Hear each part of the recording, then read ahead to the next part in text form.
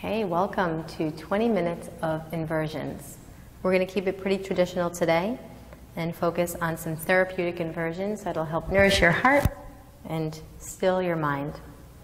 So starting in child's pose, we're going to start with 3 different variations of Shirshasana, headstand. We're working with Shirshasana A, which is traditional headstand. So we start this posture from child's pose, and that's the seed, that's the base, that's the foundation. So from your child's pose, if the arms aren't already extended out forward, reach your arms forward. Lift your head up slightly so you can look between your palms, and then bring your hands together, interlace your hands into a fist. You can either have the palms pressing together or the fist apart. It really depends on what feels better for you. Measure so that your elbows are no wider than your shoulders. Lift your hips, place the top of your head on the floor in between your elbows. Tuck your toes under, lift your knees off the floor. Make sure that you're not dumping into the shoulders. So you want to create length on the sides of your neck. Walk your feet in close toward your head, and then maybe one leg at a time or both, you press into the elbows and lift. So there's this component of stacking the bones, which happens in a headstand. In your headstand, think of mountain pose upside down. So we're going to stay in this posture for about 30 to 40 breaths. So it's longer than it seems, but I want you to try to breathe mindfully and deeply in this pose. So what Deidre is doing here is it's mountain pose upside down. So it's as if she's standing on the floor. Balls of the feet, heel bones, toes are spread. So there's this energy, there's energy to the legs. And it's that energy and that lift of the limbs that creates this shape, as well as a tucking in of the rib cage, lengthening up of the lower back. So there's less pressure in her head. Yeah. And then we have Baddha Konasana legs here, feet touching, knees wide, but still maintaining the integrity of a long lower back and front ribs softening back slightly. Good. Nice. So sometimes I like to listen to my favorite song. It's 5 minutes long. I mean, I look for songs that are 5 minutes long, and it's a good idea to have that to kind of distract you, so to speak, so you can stay in your headstand. I like to close my eyes sometimes. It's very nourishing for the heart. The more you practice this pose, you might find that it's almost like natural. It's a natural upside down, soothing, not as strenuous as some of the other inversions. Good. So this is Shirshasana A, and from Shirshasana A, we're going to transition to Shirshasana B, which is 90-degree angle with the hips and the legs. So we're going to stay there for 10 breaths. So as you move into Shirshasana B, you want to soften your inner groins back and shift your hips slightly forward and extend your legs back at a 90-degree angle. Be sure to really extend through your feet. Yeah. So see here now, Dylan's hips move a little bit beyond his shoulders, which is necessary in order to facilitate this angle with the legs extended. You should be able to see your toes in your periphery here. The inner thighs draw down slightly, and you are maneuvering the hips forward to help equalize that distribution of weight. Good. Again, try not to collapse in your ribs here, so there is still integrity in the back. We stay for 5 breaths, or for 10 breaths rather. So keep it going. Try to iron out the backs of your knees. Nice.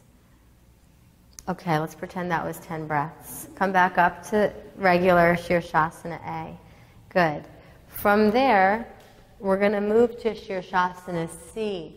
Pressing into the elbows. Imagine there's a hook on your ankles. That hook is going to lift you up so your head lifts up off of the floor. And you want to keep the gaze back, keeping the back of the neck nice and long, one straight line here. This is another 10 breaths, but we're going to just do a little bit shorter. Try to avoid swaying in the low back.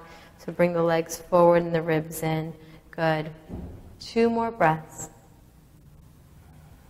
Lower your head back down. Lower your legs down. Very slowly come into child's pose.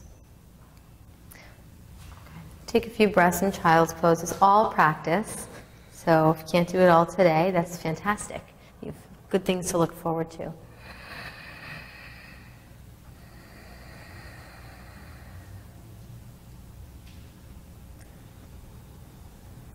Wonderful. Okay, so from here we're going to move into Pinchu Mayurasana, forearm stand. You have two options with your forearm stand. One is to keep it just like you did in the headstand. It's very similar, except there's a different arm variation. Your hands are on the floor. Or you can take it into a back bend scorpion. If you're taking the back bend, try to keep your knees together to protect your lower back. Okay, so place your elbows on the floor like they were in your headstand, but instead of the hands interlacing for this variation, your palms are down. So your forearms are kind of creating the number 11. Shoulders soften. Good. Tuck your toes, lift your hips, and begin to walk your feet in toward you. So for the beginning variation, you can even keep your gaze slightly forward, lifting one leg at a time, maybe both legs rising up. So if you're taking the traditional Pinchu Mayurasana, you want to hug your front ribs back, lengthen your lower back up, and flex your feet. So the inner legs, the inner ankle bones are lifted, the toes are spread, the gaze goes back. If you're taking the scorpion variation, you're going to begin to pull your heart forward, bend your knees, keep the toes alive. As an optional variation, you can flip your palms to face the ceiling, create Dhyan Mudra by joining your forefinger and your thumb. Nice.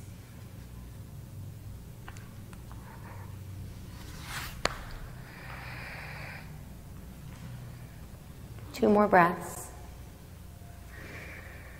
And then resting in child's pose. Beautiful. Really nice. Think of these little child's poses in between as just a way to integrate and receive the magic, the healing benefits of the postures.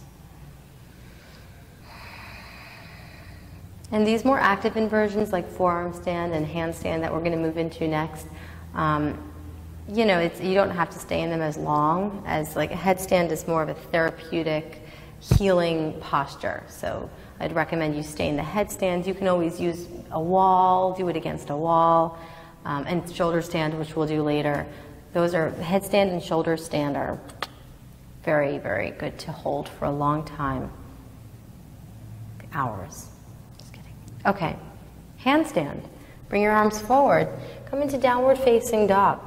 So again, ultimately, these postures are about stacking of your bones. It's not so much luck or strength as much as it is grace. So from downward dog, fingers spread wide. You want to wrap your outer upper arms back so you're softening the shoulders onto the back. Hug the forearms in, press into your thumb and index finger. Begin to walk your feet in toward you, shifting your shoulders directly over your wrist, like you're leaning over a cliff. From the inner thigh, lift one leg up to the sky, left or right leg, or you can float up. If floating is in your practice, you just walk it in so close, you feel your hips are directly over your shoulders, and you just kind of lift. The legs stay together the whole time to create that stability. Shoulders slightly forward of the wrist, the gaze forward to help with the balance. And then any leg variation you want. So you can keep the legs together, beautiful Molly in the back, wide legs. You can go from that pike into the wide-legged variation, or what Deidre's doing here, which is kind of like what we did in the headstand, but see how her hips are now way beyond her shoulders. You need that in order to get this angle with the feet. Toes are alive. Can't stress it enough. Toes and legs alive. Beautiful. Gaze back, keeping the spine long. Yes. And silence because of the breath, because of floating. Yeah. Twisting is an option too. And back to child's pose whenever you feel the need. Nice. Amazing. And then let it sink in, let it flow, the energy flow.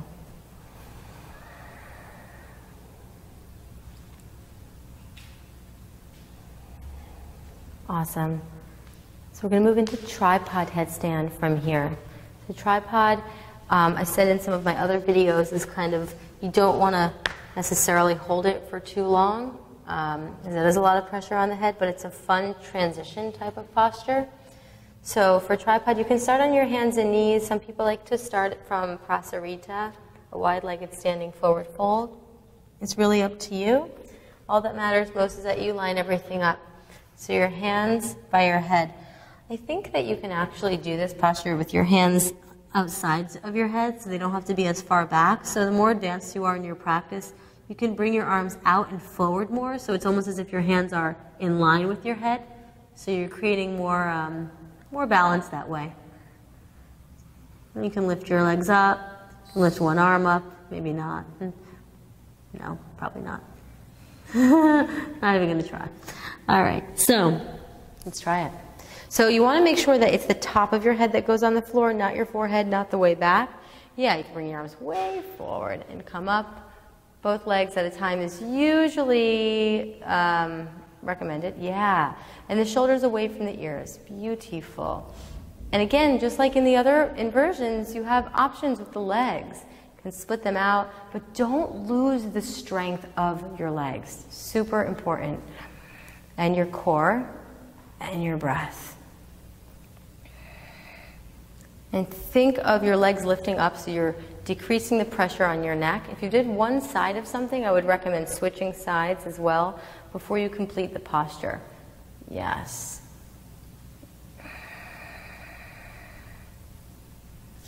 Amazing.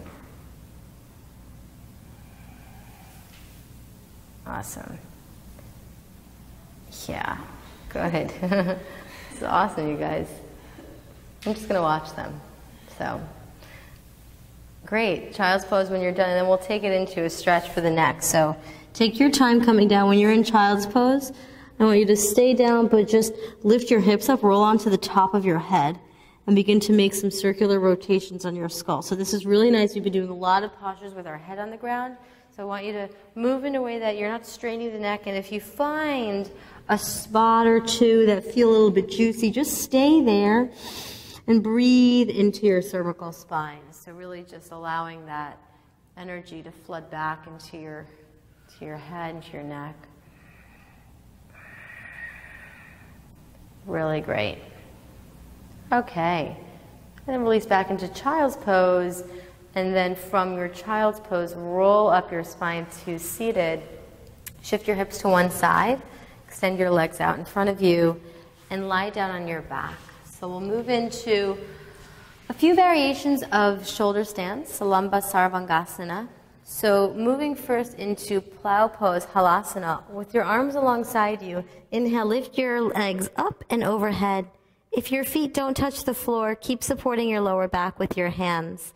Maybe you shimmy the shoulders a little bit closer together, like you would in a bridge pose. You can interlace your hands behind you if your feet do touch the floor. If they do touch the floor, press your heels away from you strongly. Wrap your inner thighs up. Lift your tailbone away from your neck, so there's length in the spine. Nice. Now from here, from plow pose, bend your elbows. Place your hands high up onto your back, as far down to the shoulders as you can get them. One or both legs at a time. Extend the legs straight up to the sky. Floint your feet. Do you know what flointing is? Yes, you all do. It's like you're pointing your foot but flexing your toes back toward you, energizing the front and back of your leg. Lift your legs up to the sky. Good.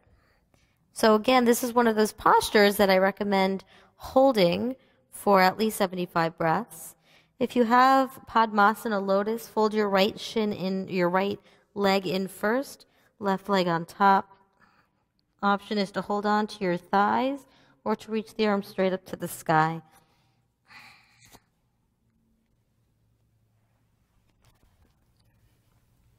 Good.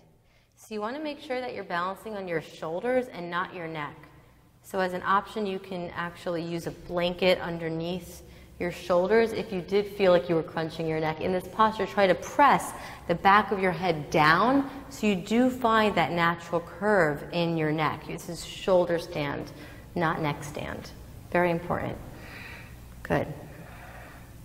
Nice. Again, the body moves a little bit slower than the mind, so we use these time upside down as healing practice. So if you're in the lotus, you have an option to keep it coming back into plow. If you have lotus, you're going to wrap your arms around the outsides of your legs and try to clasp your hands outside of your legs. Otherwise, Garnapidasana, just Bend your knees around your ears. Nice. 5 breaths.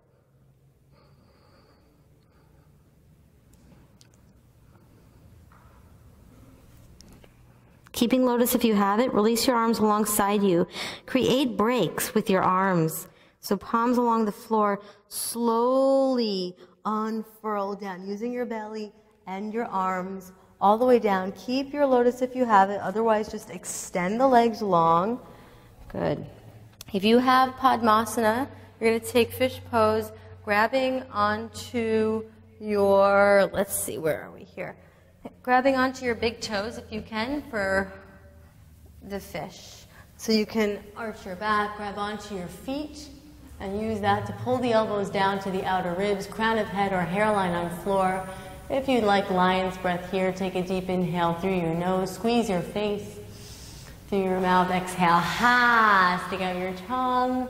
Good, 2 more like that, inhaling, exhaling. Good, 1 more, inhale, and exhale. Good, release the palms, press into your elbows, lift your chin up, inhale. Exhale, lie down, release your legs. Good. Take a few moments here to neutralize. If you want, you can shake out the legs a little bit, hug your knees into your chest, and just feel the energy. So let's get in a little self-exploration mode before relaxation. So if there's any final movements or stretches you need, this is a nice time. Spinal twists. Yoga is a very personal practice, so especially moving toward a state of receptivity and surrender and relaxation. It's nice to really just honor your body, honor what it needs. And if you're ready to relax, then by all means, put your body into a shape, though, that you don't have to hold on. There's no gripping in your face, no gripping in your fingers and toes. And feel your legs get heavy. Feel the conscious control of your breath begin to subside. Now it's just this kind of unfiltered wave-like action, your breath breathing you. Allow yourself to feel any pulsing, any streaming, any tingling sensations that may arise as a result of your movement of vital energy. Allowing the contents to settle as you move toward Shavasana. I encourage you to spend at least 5 minutes in this posture to adequately receive the multitude of benefits of your practice. And when you do feel complete, I invite you to create an intention to bring with you throughout the rest of your day or your evening, so you can bring some of this magic, some of this yoga off the mat into your life. The light in me honors and bows to the light in you. Namaste.